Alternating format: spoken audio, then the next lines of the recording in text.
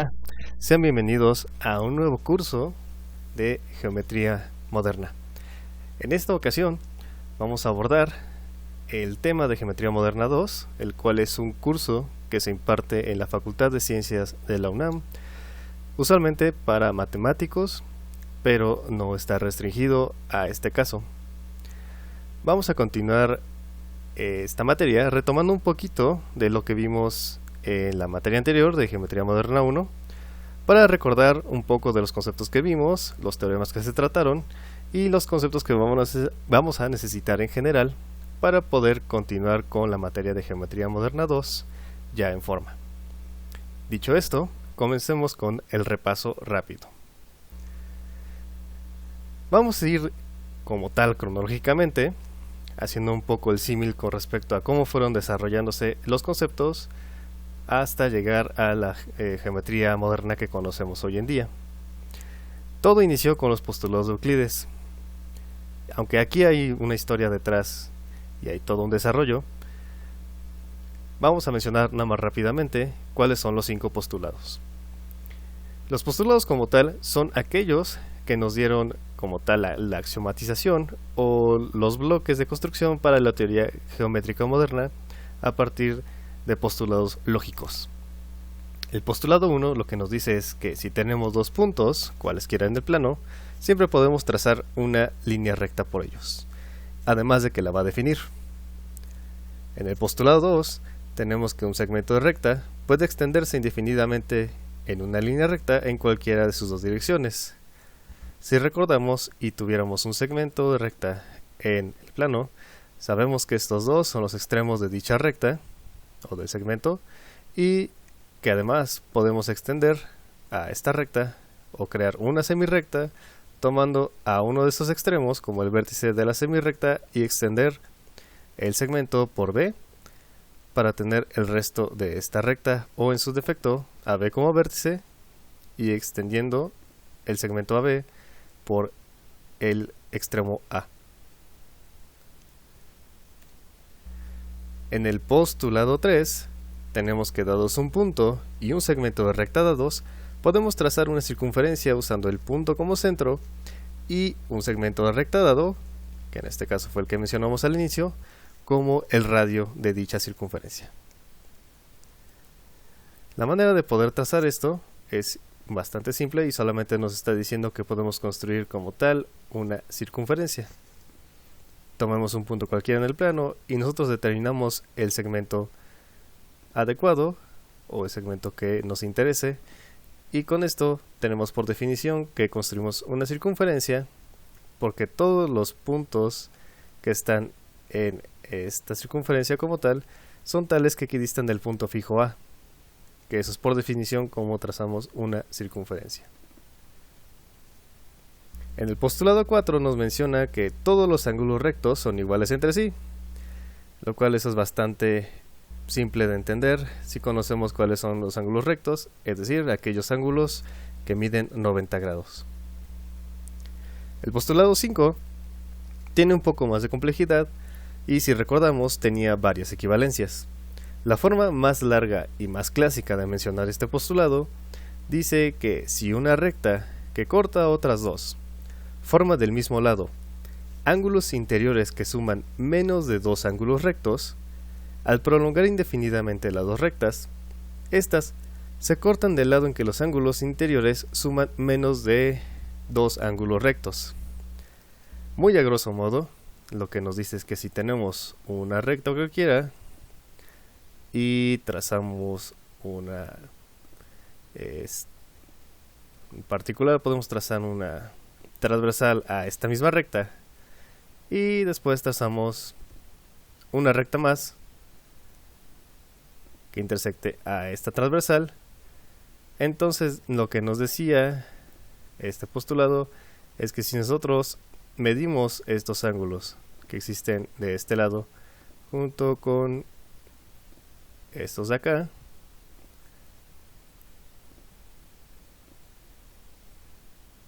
bueno, que de hecho sabemos bien también por Geometría Moderna 1, este mismo ángulo beta es este mismo ángulo dado que son opuestos por el vértice, La suma de beta y de alfa van a ser menos de 180 grados.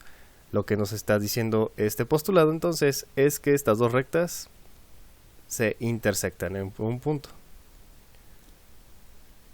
Sin embargo, este enunciado es bastante largo de mencionar, por lo que existen otras equivalencias que a lo largo de la historia se fueron desarrollando por otros matemáticos, tratando de encontrar una forma diferente de poder enunciarlo, o en su defecto, tratando de demostrar a este postulado, bueno, que se pensaba como postulado en ese entonces, que más bien era una especie de teorema, por lo que querían demostrarlo. Al final no se pudo concluir nada, pero llegaron a otras equivalencias de este axioma. El más famoso de ellos es el axioma de Playfair, y lo que nos dice es que si nosotros consideramos un punto exterior a una recta, entonces es posible trazar una y solo una recta paralela a la recta dada. Este quizás es el postulado o la equivalencia más conocida del quinto postulado de Euclides. Otras formas de enunciar esto mismo, que son equivalentes, y de hecho podemos de alguna manera demostrar que son equivalentes, son que los ángulos alternos internos entre paralelos son iguales, o que un ángulo exterior de un triángulo es igual a la suma de los otros dos interiores no adyacentes a él, o en su defecto que la suma de los ángulos interiores de cualquier triángulo es 180 grados. Pasando de tema, y gracias a estos postulados, sabemos que si hablamos de figuras que son congruentes, en particular para triángulos, nos referimos a que estas figuras geométricas son tales que podemos decir que son congruentes y tienen las mismas dimensiones y la misma forma, sin importar su posición u su orientación. Esto, de manera alternativa, quiere decir que dos figuras son congruentes y tienen respectivamente tanto sus lados como sus ángulos iguales o de la misma magnitud. Esto lo denotamos con el símbolo que se ve aquí, como un igual con un símbolo de aproximación arriba de él, para denotar que dos figuras son congruentes. Por ejemplo, podemos considerar que un triángulo ABC es congruente con un triángulo A', B' y C'. Y bien, Euclides en su obra de los elementos nos menciona a los criterios de congruencia de triángulos, y aquí es donde entra un detalle un poco filosófico, inclusive podríamos mencionar, puesto que los 5 postulados de Euclides no eran suficientes para poder de alguna manera justificar estos criterios de congruencia de triángulos, por lo que podemos decir que los axiomas o postulados de Euclides no son completos. Sin embargo, a estos podemos considerarlos como unos postulados extra que sirven para desarrollar el resto de la geometría plana que se hizo en ese entonces y que se sigue utilizando hoy en día. El primer criterio de estos nos menciona que dos triángulos tienen dos de sus lados respectivamente iguales, y si el ángulo comprendido entre ellos es igual, entonces dichos triángulos son congruentes. Todos estos criterios, como tal, debo mencionarlo, nos dice o son criterios o formas de poder evaluar cuando dos triángulos, en particular dos figuras geométricas y en este caso los triángulos, son figuras que son iguales, pero no decimos iguales, sino que más bien son figuras congruentes.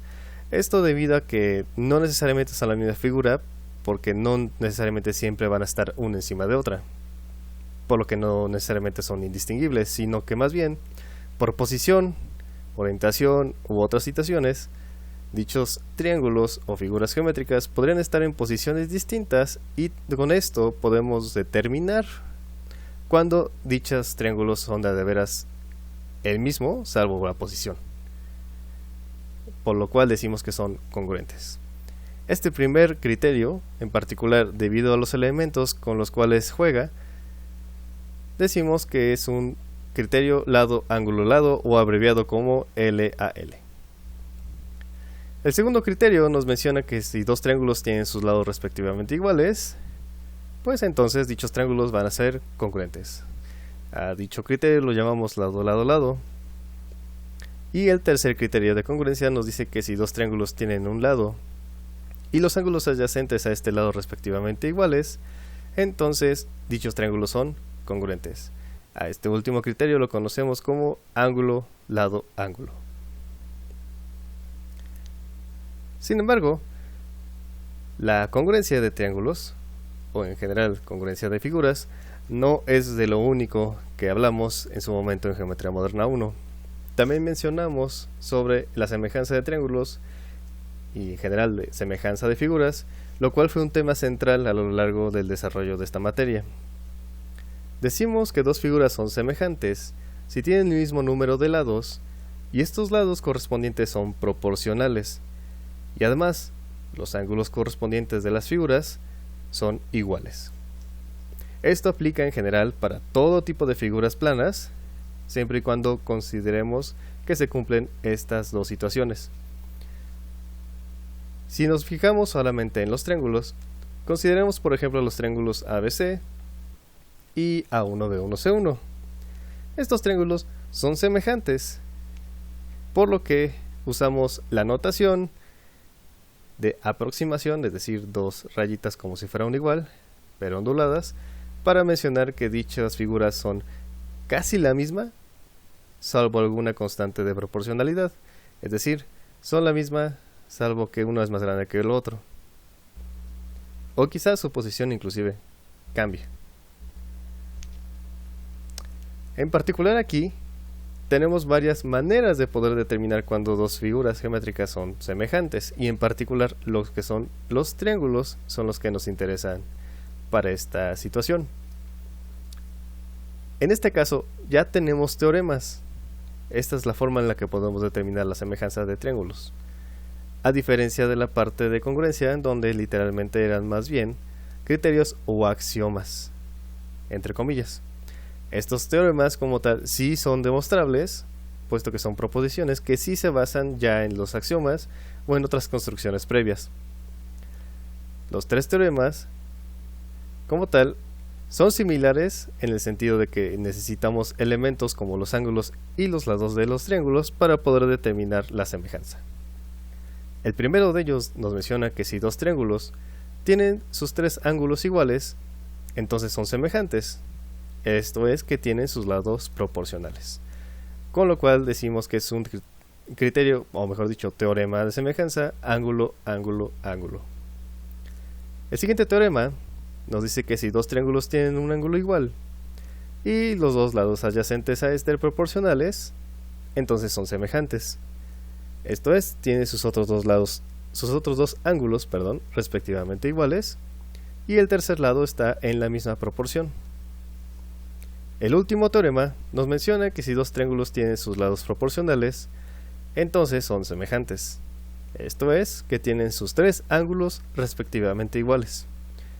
Este último teorema lo conocemos como lado, lado, lado.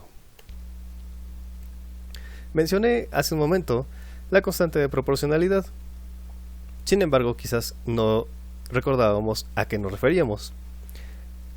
Si en particular estamos hablando de triángulos, y si estamos diciendo que el triángulo ABC es semejante al triángulo A1B1C1, esto quiere decir que entonces sus lados correspondientes son proporcionales, es decir, el lado AB que está en correspondencia con el lado A1B1, el BC en correspondencia con el B1C1 y el CA con el C1A1 son tales que la razón de dichos lados corresponden a la misma constante en este caso un número.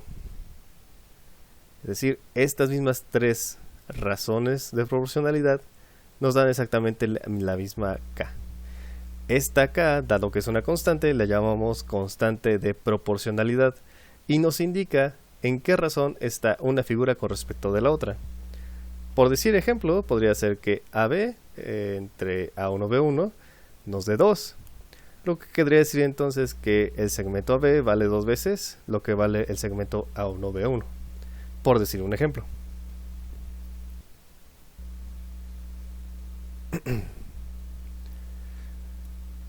Y una cosa muy importante aquí, a partir de las proporcionalidades de los triángulos y los teoremas de semejanza, podemos llegar a demostrar o inclusive utilizar este mismo teorema para poder demostrar dichos teoremas de semejanza, el cual es el teorema de Tales, un teorema muy famoso que, como tal, dice su nombre, lo demostró Tales de Mileto en su momento. Este teorema parte como de estos dos anteriores, los cuales son implicaciones distintas, pero una es la recíproca de la otra. El primero nos dice que si una recta corta dos de los lados de un triángulo y es paralela al tercer lado, entonces esa recta los divide proporcionalmente. O en su defecto, tenemos el recíproco que nos dice que si una recta corta dos de los lados de un triángulo proporcionalmente, entonces es paralela al tercer lado. Podemos ilustrar esto rápidamente considerando justamente un triángulo como tal, en el que tenemos, por ejemplo, una paralela al lado BC. Esta paralela es tal que, de acuerdo a los teoremas, si divide proporcionalmente a estos segmentos, el segmento AE con respecto al segmento AB y AF entre AC, tienen la misma razón de proporcionalidad, quiere decir entonces que esta recta es paralela. Y en el otro teorema pasa lo contrario. Si es paralela esta recta EF al segmento BC, entonces es tal que esta recta divide proporcionalmente a los lados de este triángulo. Eso se resume en el teorema de Tales como tal, que nos menciona que una recta que corta dos de los lados de un triángulo es paralela al tercer lado si y solo si divide a esos dos lados proporcionalmente. Otro teorema también muy famoso y que se estudió en su momento es el teorema de Pitágoras.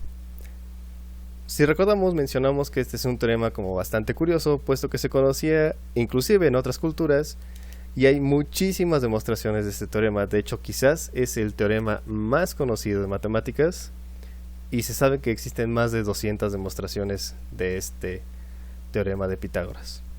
En particular, aquí podemos ver inclusive una manera de poder enunciar gráficamente la manera en que podemos demostrar dicho teorema. Sin embargo, aquí no vamos a ver la demostración, solamente vamos a mencionar su enunciado, el cual nos dice que en todo triángulo rectángulo el cuadrado de la hipotenusa es igual a la suma de los cuadrados de los catetos. Gráficamente hablando, si construimos el cuadrado sobre los dos catetos, o bien el lado A y el lado B, la suma de esas áreas nos dan el área construido, o mejor dicho, el área del cuadrado construido del lado de la hipotenusa.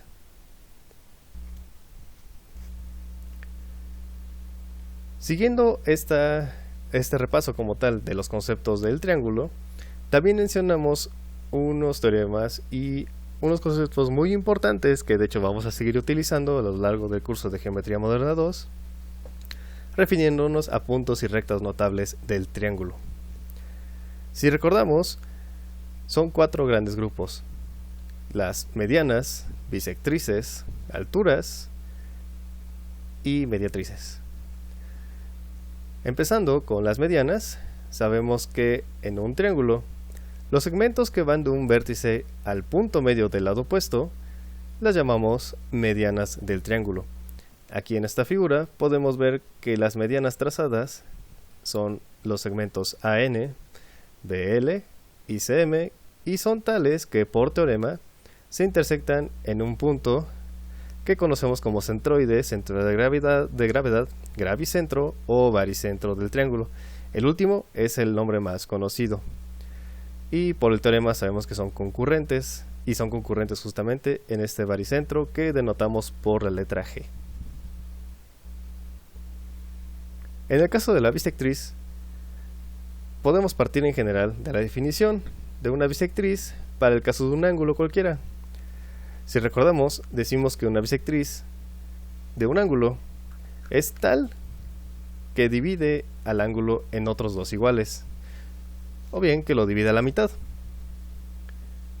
Una caracterización de esta recta bisectriz de un ángulo es tal que decíamos que las distancias de cualquier punto P de la bisectriz a cada una de las rectas que forman el ángulo que la determina son iguales. Aquí en la figura inclusive podemos ver que si consideramos el ángulo trazado para este vértice C, entonces si consideramos este punto I de acuerdo a este teorema es tal que equidista del lado AC y también equidista del lado CB, es decir, IE y el segmento ID son iguales. De hecho, esta misma caracterización nos sirve para poder demostrar que las bisectrices internas de un triángulo concurren. Y concurren en un punto notable que conocemos como incentro.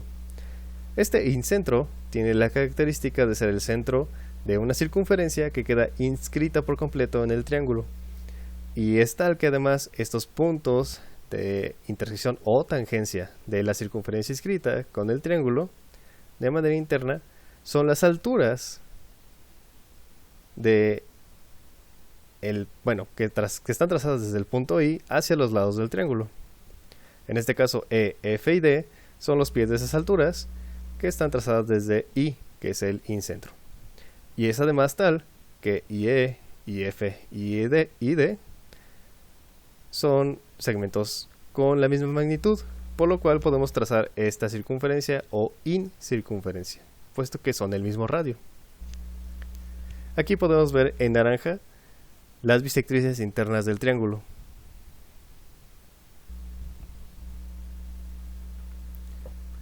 El otro punto o rectas notables que también mencionamos son las mediatrices de un segmento. Esta en general puede mencionarse para un segmento o en general una recta siempre y cuando determinemos dos extremos o dos puntos en ella. Y llamamos mediatriz de un segmento a la recta que es perpendicular al segmento como tal y que pasa por el punto medio de este. Es decir, es una perpendicular pero que pasa por el punto medio del segmento. La definición como tal de hecho es bastante sencilla de entender. Y aquí en la ilustración podemos tener justamente en rosa las mediatrices del triángulo ABC. En particular, P, Q y R son las pies de esas alturas. Y no solamente eso, sino que además son puntos que de acuerdo a la definición pasan por el punto medio de los segmentos o de los lados del triángulo. Estas rectas notables también son tal que concurren por teorema y el punto de intersección lo conocemos como O. Este punto O es un punto notable del círculo y lo llamamos circuncentro.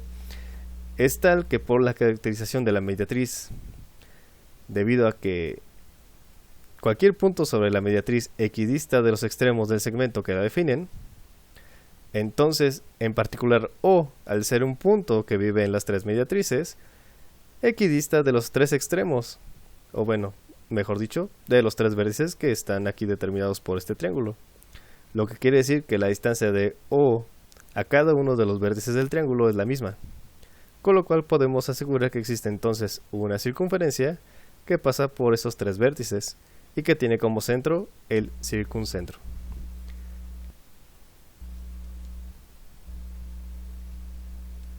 Las otras rectas notables, que de hecho en este dibujo se puso así a propósito, para que podamos notar justamente cómo se comportan las alturas de un triángulo. Si recordamos, decimos que una altura de un triángulo es una recta que es perpendicular a un lado del triángulo, pero que pasa por el vértice opuesto desde el cual se está siendo trazada la perpendicular. Por ejemplo, si consideramos al vértice B, el lado opuesto sería el segmento AC. Entonces, si nosotros trazamos una perpendicular desde B hacia el segmento AC, estaríamos trazando una altura.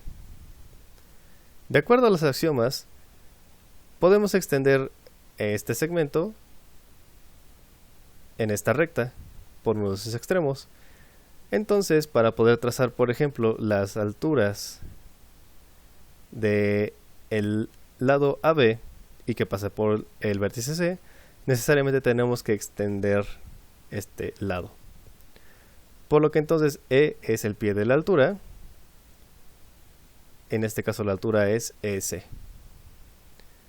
porque cumple la definición, es decir, pasa por el vértice opuesto y es perpendicular al lado opuesto.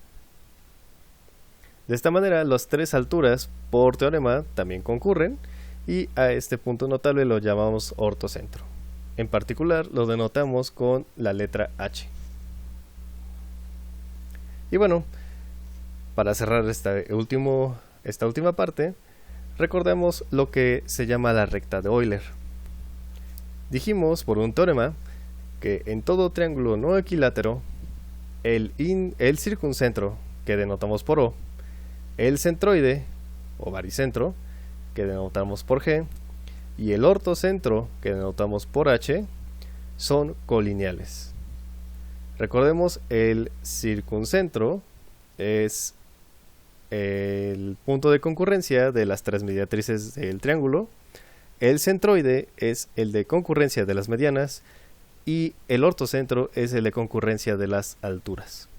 Aquí, ilustradas por estos colores, podemos notar claramente cuáles son estas rectas y esos puntos notables donde concurren cada tríada de rectas.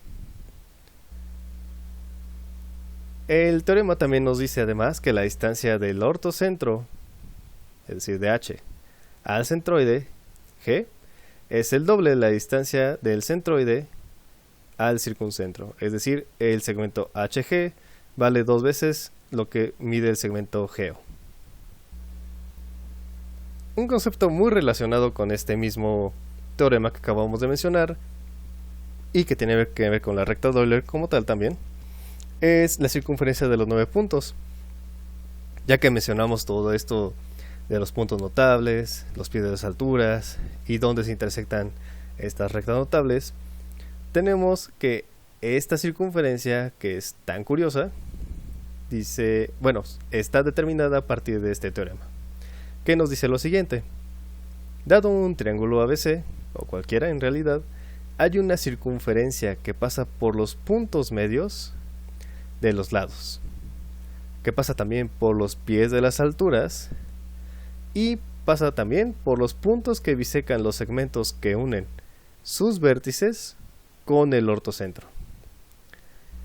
Así, mencionamos a 3 diferentes tríadas de puntos notables en el triángulo: los puntos medios, los pies de las alturas y los puntos que bisecan los segmentos que unen los vértices con el ortocentro. A esta circunferencia, por su característica tan curiosa, la conocemos como circunferencia de los 9 puntos y es propia de cada triángulo. Es decir, conforme nosotros dibujemos un triángulo, queda de manera única y determinada su circunferencia de los 9 puntos, debido a que realmente es una circunferencia que pasa por esos puntos y ninguna otra lo hace. Y esta circunferencia es además tal que tiene su centro en el punto medio entre el circuncentro y el ortocentro, lo que quiere decir entonces que su centro vive en la recta de Euler. Bueno, hasta aquí vamos a dejar todo esto de repaso. Meramente es como tal, si vieron ahorita todo este video, es solamente una recapitulación completa de muchos de los teoremas y conceptos que tienen que ver con el triángulo y en general lo que dio lugar al desarrollo de la geometría moderna, partiendo a partir de los postulados de Euclides. En el siguiente repaso ya hablaremos de temas más específicos como homotesia, también hablaremos de cuartetas armónicas y un par de conceptos más que nos ayudarán para comenzar con el curso en forma.